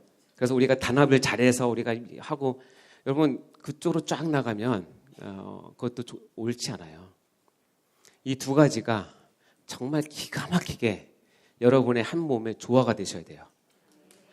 하나님의 신성을 가지신 예수님께서 동시에 하나님의 인성, 우리의 인성을 가지셨던 것처럼 여러분의 모든 사역과 모든 삶과 여러분이 하나님 앞에서 하는 모든 일은 신성과 인성을 동시에 가지신 예수님을 본받아서 때로는 강하게 영적이면서 동시에 또 강하게 인간적인 것이 같이 가셔야 돼요. 이 두 개는 뗄래야 뗄 수 없어요. 그것은 예수님이 한 몸에 있었기 때문에 그래요. 아셨죠? 나는 어느 쪽에 더 강하다는 거 여러분 직감적으로 아시죠? 그러나 그 반대편을 반드시 더 기르시고 훈련 받으셔야 돼요. 특별히 이 교리를 통해서는 이런 것들을 통해서 내가 앞으로 나의 삶과 나의 인격과 나의 어떤 사역에 어떤 내 방향을 가지고 가야 될지를 예수님을 본받아서 하시면 됩니다. 아멘. 네. 자, 이제 본성은 끝났고요. 이제 두 번째 테마인 예수님의 뭐다? 신분인 두 가지가 있다고 합니다. 첫 번째는 뭐예요? 비하의 신분. 두 번째는 승귀의 신분이 있습니다. 자, 이거는 그렇게 어려운 내용이 아닙니다. 여러분이 다 아는 내용인데 교리적으로는 이렇게 우리에게 적용해서 알려주고 있습니다. 비하, 한마디로 낮아지는 신분이에요. 그런 근본 하나님의 본체이시고 하나님과 함께 계셨고 제2위 하나님이신 그분이 비하, 낮아집니다. 일단은 그리스도의 성육신, 가장 낮아지는 거죠. 그리고 오셔서 순환, 그리스도의 죽음, 장사됨까지 한없이 낮아지는 신분을 비하의 신분이라고 우리가 표현을 합니다. 자, 이 내용은 여러분 다 우리가 그동안 계속 나눴던 내용입니다. 반대로 거기서 이제 터닝을 해서 승귀의 신분이 있어요. 올라가는 신분. 어떻게 해요? 이 죽음과 장사에서 그리스도의 부활, 그리고 그 그리스도의 승천, 하나님이 우편에 앉으심, 그리고 나중에 재림까지가 승귀의 신분의 내용입니다. 자, 그러면 여기 보면 이 그래프가 어떻게 했죠? 이렇게 U자형으로 되죠. 한없이 낮아졌다가 어떻게요? 반전하면서 승귀, 즉 떨어졌다가 올라가고 비하의 신분에서 다음에 승귀 신분으로 가는 것을 그리스도의 신분이라고 우리가 이야기를 합니다. 자, 비하의 신분은 우리가 금방 한 것처럼 출발은 그리스도의 성육신이시겠죠. 우리가 속죄 언약에서 배웠듯이 그리스도께서 하나님이시지만 인간의 몸을 가지고 우리 땅에 오신 놀라운 자기 낮아심의 최대의 극치죠. 그리스도에 오셔서 또 순환 받으시고 고난 당하시고 십자가에서 죽으시고 장사 지내며 무덤까지 가신 것이 2위 하나님이신 그리스도께서 낮아지는 신분으로 이렇게 경험을 하신 것입니다. 그 중에서 그리스도의 죽음이라고 하는 것, 여기 왜 꼭 십자가여야 했는가? 말씀을 보면 전에도 제가 나눴지만 십자가의 의미는 이겁니다. 신명기 21장 23절 말씀 시작. 그 시체를 나무 위에 밤새도록 두지 말고 그날에 장사하여 내 하나님 여호와께서 내게 기업으로 주시는 땅을 더럽히지 말라. 나무에 달린 자는 하나님께 저주를 받았습니다. 어떤 율법에 의하면 나무에 달려서 죽은 자는 하나님께 저주받은 사람이라고 유대인들은 인식을 하고 있어요. 그래서 이게 얼마나 저주를 받았냐면 해가 지면 내려라. 왜냐하면 그 사람을 위해서가 아니라 그 땅 더러워지니까 그거조차도 싫으니까 내려라 할 정도로 나무에 달린 자는 하나님께 저주를 받았다라고 얘기해요. 그래서 대제사장이나 서기관들이나 종교지자들이 예수를 나무 십자가에 매다는 것은 자기가 예수에 대해서 완벽한 승리를 얻었다고 생각하는 거예요. 왜냐하면 나무에 달려 죽기 때문에. 목배임을 당하거나 화형을 당하거나 그러면 사람들이 그렇게 위대한 의인이고 위대한 분인데 그렇게 돌아가셨다라고 반론을 할 수 있잖아요. 유대인들이. 근데 나무 십자가 달렸다고 얘기를 하면 유대인들은 아무 말 안 해요. 그 자체가 이미 하나님께 버린 사람이라는 뜻이에요. 그러니까 예수님은 인간이 받을 수 있는 최고의 저주를 한 몸에 받으신 거예요. 그 문화 배경에서는. 그렇게 받으시는 이유는 뭐냐면 여러분이 그렇게 받아야 될 사람들인데 예수님께서 대신 받아주신 거예요. 아시겠죠? 네, 이거는 정말 예수님께 가면 너무 감사드립니다. 갈라디아서는 이렇게 표현하고 있죠. 시작. 그리스도께서 우리를 위하여 저주를 받으신 바 되사 율법의 저주에서 우리를 속량하셨으니 기록된 바 나무에 달린 자마다 저주 아래에 있는 자라 하였음이라. 예, 동일한 말씀을 갈라디아서 이렇게 얘기를 하고 있습니다. 나무에 달린 자마다 저주 아래에 있는 자다. 자, 반면에 이제 바닥을 이제 찍고 승기, 올라가는, 높아지는 신분을 이제 예수님께서 경험을 하시는데요. 예수님의 부활, 그리스도의 승천, 하나님 우편에 앉으심, 그리스도의 재림. 네.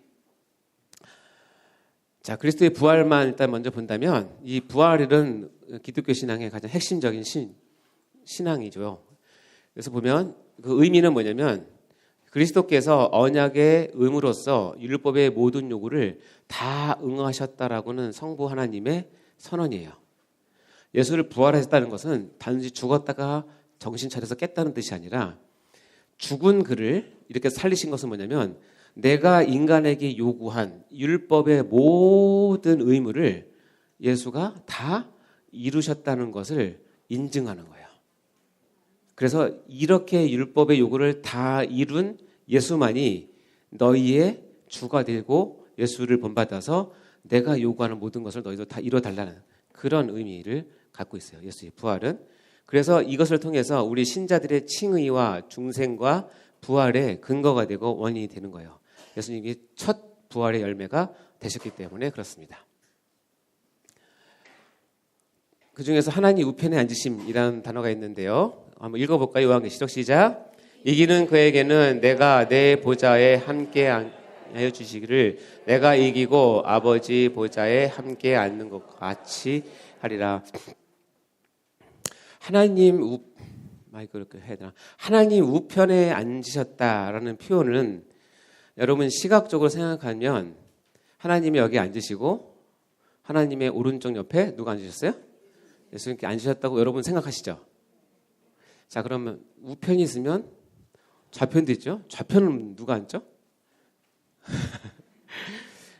정확히 얘기하면 하나님 우편에 앉으셨다는 것은 실제로 예수님께서 하나님 우편에 자리를 펴놓고 거의 보좌에 앉으셨다는 의미보다는 그일 수도 있어요. 제가 뭐 하늘나라 가보진 않았지만 하나님 우편이라고 하는 하나님의 모든 권세와 능력과 모든 영광을 동일하게 나누어졌다는 뜻이에요. 분여했다. 그래서 하나님의 보좌 우편에 있다라고 표현을 해요. 그러니까 하나님 보좌 우편에 있는 것은 오직 예수 그리스도 한 분이세요. 아시겠죠? 근데 이 요한계시록 말씀에 의하면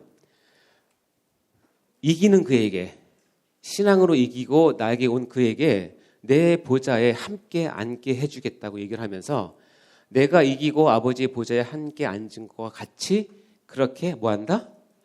하겠다는 뜻이에요. 자, 그러면 예수님께서 하나님의 언약, 즉 속죄 언약을 다 이루시고 완벽하게 순종하셔서 죽음까지 가시고 무덤까지 가셨다가 부활하시고 승천하셔서 하나님의 보좌 우편에 앉으셨다. 이게 뭐냐면 완벽하게 순종한 자에게 하나님 아버지께서 자기의 모든 영광과 능력과 권세를 완벽하게 주었다. 분여했다. 이런 뜻이죠. 근데 놀라운 건 뭐냐면 여러분이 하나님의 말씀을 붙잡고 이 땅에서 완벽하다는 말씀은 여러분이 또 주눅드니까 여러분이 최선을 다해서 하나님을 사랑하고 하나님 앞에 나가서 예수님께서 너 정말 잘 이기고 돌아왔다라는 칭찬을 하면 주어지는 게 있는데 뭐냐면 내 보좌에 함께 앉게 해주겠다는 거예요. 내가 누리고 있는 영광 너에게도 주겠다. 내가 누리고 있는 능력 너에게도 주겠다. 내가 온 우주를 다스리는 것 너에게도 분여하겠다는 뜻이에요. 와, 우리가 뭔데? 그러니까 예수님께서 우리에게 예비하신 놀라운 것들은 이루 우리 상상을 초월합니다. 그것이 바로 이게 보좌 우편에 앉았다는 뜻이에요. 여러분도 이 땅에서도 여러분 예수님의 잘 따르고 예수님의 말씀을 순종하고 갈 때는 언제든지 하나님께서 보좌 우편에 앉은 것과 같은 능력과 권세와 위엄과 존귀함을 여러분에게 주실 수 있어요. 그것을 여러분이 받아 누리시고 그것을 누리시면서 무엇을 하냐면 더욱더 하나님 나라를 위해서 더욱더 예수님을 위해서 여러분이 분골쇄신하시면 돼요. 이거는 해본 사람만 알아요. 그 맛이 우리 목사님 말 표현을 하면 죽여줍니다. 해보세요. 보좌 우편에 같이 앉는다? 너무 감격스러운 일입니다.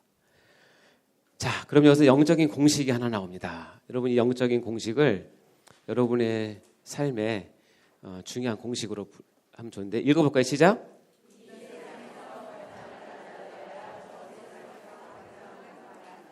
이 세상에서 이 땅에서 가장 낮아져야 저 세상 천국에서는 가장 높아진다. 저는 이과 출신이고 저는 과목 중에서 수학을 그래도 제일 잘했던 것 같아요. 수학은 거의 잘 풀었던 것 같은데 수학을 잘 풀려면 결정적인 학원 선생님이 계신데 결정적인 순간에 뭐가 필요하냐면 공식이 필요해요. 이 공식은 이 푸는 과정에서 이 공식이 없으면 풀리지가 않아요. 물론 풀 수 있죠. 한 3박 4일 걸려서. 그러면 시험 다 끝나잖아요. 딱 갔을 때 막혔을 때 여기에서는 이 공식이 들어가면 이것이 싹 풀려서 어떻게 돼요?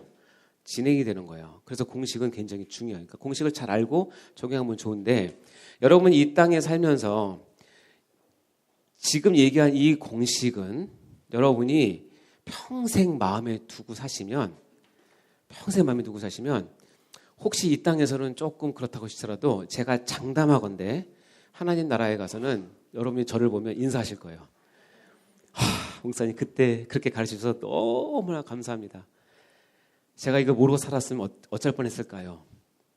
그게 뭐냐면 여러분 이 땅에서 가장 낮아져야 저 세상에서 가장 높아지는 거예요. 표정들이 다 떡들어가십니다. 여러분이 지금 상상하고 있는 이 땅에서도 높아지고 저 세상에서 높아지는 공식은 없습니다. 그렇게 풀면 오답이 나옵니다. 그렇다고 하나님께 이 세상에서 낮아지고 저 세상에서 낮아진다? 이것도 이 공식을 여러분 마음속에 새기시고 이제 보세요. 이 공식이 어디서 나왔냐? 결국은 예수 그리스도가 금방 했던 신분, 즉 비하의 신분과 승귀의 신분이 바로 이 영적인 공식을 우리가 볼 수 있는 것이고 이것을 따라 사는 것은 다시 얘기하면 예수님을 본받아 제자의 삶을 사는 것과 같은 거예요. 자, 빌립보서에 보면 너무 기가 막히게 우리가 지금 비하의 신분, 승귀의 신분이죠. 자, 읽어보겠습니다. 시작. 너희 안에 이 마음을 품으라. 곧 그리스도 예수의 마음이니 그는 근본 하나님의 본체시나 하나님과 동등됨을 취할 것으로 여기지 아니하시고 오히려 자기를 비워 종의 형체를 가지사 사람들과 같이 되셨고 모양으로 나타나사 자기를 낮추시고 죽기까지 복종하셨으니 곧 십자가에 죽으심이라. 자, 여기 요 말씀까지는 이게 비하의 신분이에요? 승귀의 신분이에요? 비하의 신분이요. 계속 나오잖아. 자기를 비워 종의 형체를 가졌고 사람과 같이 되셨고 성육신 하셨고 거기서 더 낮추시고 죽기까지 복종했는데 결국은 십자가에서 죽으셨다. 이것이 예수님이 뭐에? 비하의 신분인데 제가 왜 여기에 밑줄을 긋는지 아세요? 이걸 맞추는 사람은 카페 이용권을 드리겠습니다.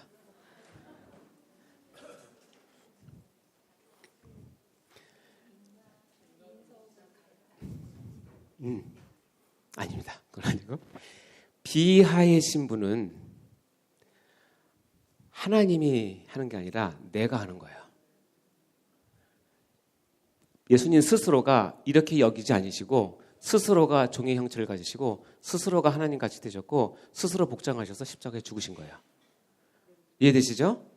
반면에 그 바로 다음 구절은 이렇게 설명을 해요. 읽어보겠습니다. 시작. 이러므로 하나님이 그를 지극히 높여 모든 이름 위에 뛰어난 이름을 주사 하늘에 있는 자들과 땅에 있는 자들과 땅 아래에 있는 자들로 모든 무릎을 예수의 이름에 꿇게 하시고 모든 이름으로 예수를 주라 시인하여 하나님 아버지께 영광을 돌리게 하셨느니라.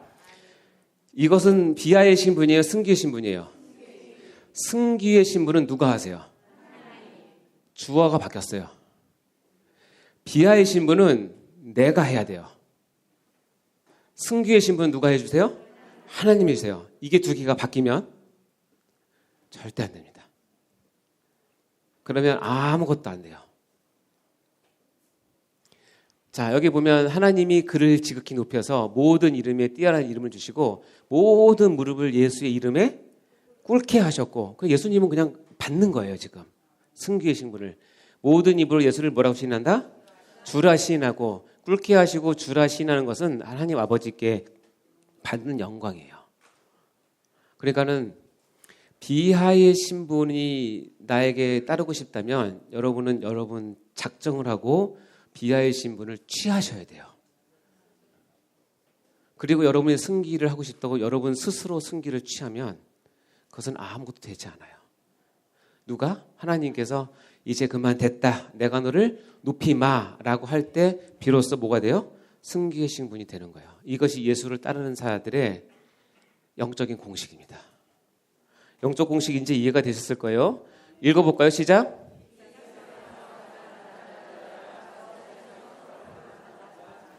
질문. 우리가 예수님보다 아무리 잘 살아도 천국에서 예수님보다 높아질 수 없어요. 이유는 뭘까요? 에? 아니에요. 우리가 여기서 아무리 잘 살아도 천국에서 예수님보다 더 높은 승기를 얻을 수 없는 이유는 뭐냐면 우리가 이 땅에서 아무리 비하를 해도 예수님보다 더 비하될 수 없기 때문에 그래요.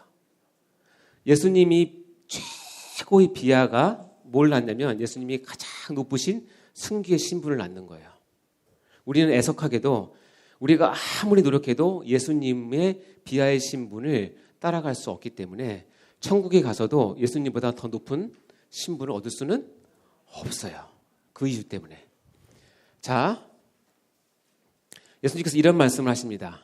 읽어볼까요? 마태복음 시작. 너희 중에 큰 자는 너희를 섬기는 자가 되어야 하리라. 누구든지 자기를 높이는 자는 낮아지고 누구든지 자기를 낮추는 자는 높아지리라. 아멘. 믿습니까, 여러분? 여러분이 지금까지 여러분 스스로를 높이면서 사는 것에 익숙해져 왔어요. 그것이 비록 예수를 믿는다고 하더라도 때로는 예수를 믿는 신앙을 이용해서 자기를 높여지려고 하지 예수를 알기 때문에 내가 비하의 신분을 자처하고 따라가고 스스로 낮추고 있는 사람들은 모르겠어요. 잘 모르겠습니다. 여러분 가운데는 그런 분이 충분히 있을 거라고 저는 생각하지만 그렇게 쉽지는 않은 것 같아요. 왜냐하면 예수가 누군지를 아직 몰라서 그래요. 내가 예수를 믿는 믿음을 이용해서 내가 어떻게든 높아지려고 하는 마음에는 여러분이 굉장히 많은 지혜를 발휘하고 그리고 꾀를 많이 발휘하지만 내가 예수를 알기 때문에 내가 진짜 낮아지는 자리로 자처해서 가고 내가 그것을 찾아서 가고 내가 그것을 함으로써 하나님께서 나를 높이실 때까지 거기에서 내가 죽어지는 사람이 되는 사람들은 그렇게 많지가 않아요. 그것은 한마디로 표현하면 교리를 몰라서가 아니라 예수가 누군지를 몰라서 그런 거예요. 분명히 얘기하십니다. 누구든지 자기를 높이는 자는 어떻게 해요? 자기를 뭐하는 자는? 예수님께서 이렇게 사셨잖아요. 자기를 낮추니까 하나님 아버지가 자기를 높이시는 거예요. 이게 영적인 공식이에요. 이 공식이 여러분의 삶에 적용되지 않으면 여러분의 모든 삶은 엉클어지고 엉뚱한 방향으로 가고 엉뚱한 답을 낳게 됩니다. 로마서 8장 18절 말씀인데요. 여러분 읽어볼까요? 시작. 생각건대 현재의 고난은 장차 우리에게 나타날 영광과 비교할 수 없도다. 이 생각건대는 누가 생각하냐면 사도 바울이 생각을 한 생각이에요. 사도 바울은 인류 역사상 가장 뛰어난 신학자이고 가장 활발한 전도자, 사역자이고 가장 교회를 많이 개척한 목회자이고 목회를 훌륭히 했던 분이에요. 그분이 늘 곰곰이 생각했는데 그 생각한 진리가 뭐냐면 내가 지금 받는 고난은 장차 나에게 나타날 영광과 옛날 성경은 여기 뭐가 들어가냐면 좋기란 말이 들어가요. 좋기 비교할 수 없다. 이거를 깨달은 거예요. 사도 바울이 무엇을 갖고 깨달았냐면 예수의 이 비하의 신분과 승기의 신분이 갖는 의미를 아마 사도 바울은 깊이 깨달았던 것 같아요. 그래서 현재의 고난을 사도 바울은 일부러 피할 수도 있는데 일부러 찾아가는 것처럼 많이 보여요. 그리고 그것을 자기 몸에 고스란히 받고 있어요. 왜냐하면 그를 통해 내가 올라갈 승기의 영광을 비교해 보면 이것은 아무것도 아니라는 거예요. 뭐냐면 내가 낮아지면 낮아질수록 하나님께 더 사랑받고 더 영광 가운데 내가 올라간다는 것을 믿은 거예요. 그래서 사도 바울이 어떻게 사느냐? 사도 바울이 우리 좀 나눈 말씀인데 사도 바울이 그렇게 사는 것은 사도이니까 사도 바울 정도 되니까 목회자니까라고 생각하시면 여러분에게는 소망이 없어요. 저 사람은 선교사고 저 사람은 목회자니까 그렇게 살아야 된다고 한다면 똑같이 하나님께서 저 사람은 목사고 저 사람은 선교사니까 내가 저 사람에게 더 많은 구원을 줄게라고 한다면 여러분 뭐라고 하시겠어요? 그건 싫죠. 그렇지 않아요. 이것은 예수를 아는 모든 사람에게 동일하게 적용되는 말씀이에요. 사도 바울의 고백이에요. 전에 읽었던 말씀입니다. 제가 같이 읽어볼까요? 시작. 그들이 그리스도의 일꾼이냐 정신없는 말을 하거니와 나는 더욱 그러하도다. 내가 수고를 넘치도록 하고 옥에 갇히기도 더 많이 하고 매도 수없이 맞고 여러 번 죽을 뻔. 잠깐 옆에요. 여러 번 죽을 뻔하였으니라고 하면서 나온 예가 4가지인가 5가지죠. 유대인에게 40에서 하나 감한 매를 5번 맞았고 3번 태장으로 맞고 1번 돌로 맞고 3번 파선해서 일주일을 깊은 바다에 지났어요. 이 4가지 사건이 여러 번 죽을 뻔한 사건이에요. 어느 거 하나 만만한 게 없어요. 정말 이거 하나만이라도 잘못 걸리면 죽는 거예요. 3번 파선했대요. 그 당시 배가 유일한 먼 거리 통. 요즘 말로 하면 내가 해외 사역을 하는데 내가 탄 비행기가 3번 추락했어. 이거랑 똑같은 얘기예요. 근데 나 살아났어. 자, 그러면 이런 전도 여행, 전도를 하면서 이 8가지의 위험이 있었대요. 읽어볼까요? 시작. 강의 위험과 강도의 위험과 동족의 위험과 이방인의 위험과 시내의 위험과 광야의 위험과 바다의 위험과 거짓 형제 중의 위험을 당하고. 여러분 전도 여행을 사명을 감당하면 앞길이 좀 이렇게 열려야 되지 않겠어요? 꽃길도 걷고 인정도 받고. 사도 바울은 전혀 그런 거 없어요. 이런 위험을 당하면서 됐죠. 자, 읽어볼까요? 시작. 또 수고하며 애쓰고 여러 번 자지 못하고 줄이며 목마르고 여러 번 굶고 춥고 헐벗었다. 제가 교회 사역하면서 가장 당황하던 게 뭐냐면 우리 팀원이나 누구랑 하다가 식사 때를 놓치면 갑자기 이분들이 변해요. 밥도 안 주고 일을 시킨다는 거예요. 아, 그래요? 뭐 그럴 수 있죠. 여러분 예수님 때문에 한번 굶어 보신 적 있으세요? 예수님 때문에 잠을 안 자보신 적 있나요? 왜 여러분은 교회 사역을 하면서 반드시 그것이 다 채워져야 한다고 생각하십니까? 물론 그걸 이용하는 악덕 교주가 되면 안 되겠지만 하다 보면 그럴 수 있잖아요. 그럴 때는 사도 바울을 생각하시면서 그것을 너무 기쁘게 받아들여도 되지 않을까요? 내가 당뇨가 있어서 꼭 먹어야 된다. 그거는 내가 이해해요. 그러니까 이런 일들이 보면 사도 바울은 우리랑 다르다는 뜻이 아니라 사도 바울은 분명한 영적 공식이 있었어요. 내가 낮아지리라. 내가 애써 낮아지리라. 내가 자원해서 낮아지리라 하는 강력한 공식이 적용되는 거예요. 자, 그런데 이 사도 바울의 말을 보면 이외의 일은 고사하고 아직도 날마다 내 속에 눌리는 일이 있었어요. 뭐냐면 모든 교회를 위하여 염려하는 것이다. 누가 약하면 내가 약하지 아니하며 누가 실족하게 되면 내가 애타지 아니하더냐. 내가 부득불 자랑할진대 내가 약한 것을 자랑하리라. 사도 바울은 아까 얘기했지만 현재 받는 고난은 내가 장차 받을 영광과 좋게 비교할 수 없기 때문에 현재 이런 엄청난 고난을 받음에도 불구하고 날마다 내 속에 눌리는 건 뭐냐면 주님의 몸된 교회를 내가 어떻게 섬겨야 되느냐. 거기서 실족한 자가 있으면 내가 얼마나 안타까워하고 그들을 어떻게 내가 세워야 되느냐. 여기에 관심이 있는 거예요. 교회를 통해서 얻는 것이 아니라 그것은 사도 바울이 예수가 누구인지를 정확히 한 거예요. 예수의 신분은 비하의 신분과 승기의 신분이 있다는 교리적으로 아는 것이 아니라 그렇게 해서 예수를 내가 믿는다고 하면 나는 이제는 어떻게 살아야 되느냐를 생각하는 것이죠. 여러분의 삶도 이렇게 살길 바랍니다. 대답이 별로 없어요.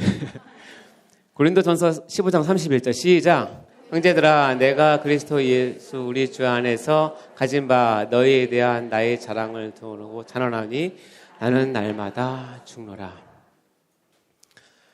사도 바울의 나는 날마다 죽노라라고 얘기합니다.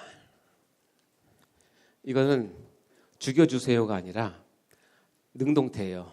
내가 나를 날마다 죽는데 몰아넣는다는 거예요. 왜? 비하의 신분을 내가 가져야 승귀의 신분을 하나님께서 주시는 것을 알기 때문에 그래요. 자, 여러분 봐요. 교리를 알았어요. 그리스도의 본성과 신분을 알았어요. 그러나 이것이 여러분의 삶에 적용되지 않으면 많은 사람이 교리를 배워서 머리가 커져서 생기는 부작용을 염려하는 일들이 여러분 가운데 나타나요.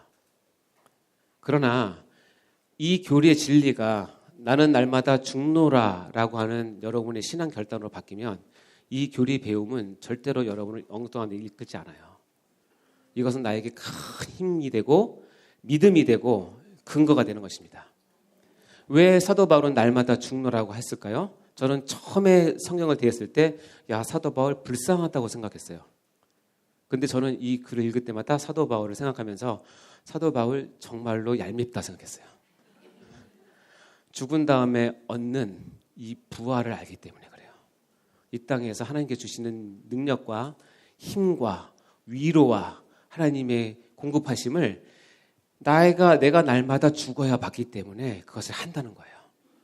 그러니까 여러분 이 시간 이 교리를 통해서 예수님은 신분이 양성이고 본성이 양성이고 뭐 신분이 이때라고 아는 것 물론 중요하지만 거기서 건너면 안 되고 여러분의 사역 가운데 그리스도의 신성과 인성이 동시에 나타나도록 여러분이 그렇게 하셔야 되고 동시에 여러분의 삶의 방향과 여러분의 삶의 형태가 가장 낮아지는 쪽으로 여러분이 스스로를 내몰 때 여러분 스스로를 갈 때 하나님께서 약속하신 높이시는 일들이 여러분 가운데 일어날 줄 믿습니다.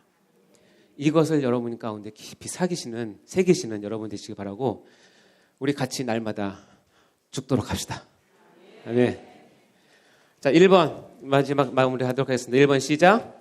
예수 그리스도께서는 신성과 인성을 모두 가지신 유일한 중보자이시며 나를 구원하시기 위해 모든 값을 대신 지불하신 구속주 하나님이시다.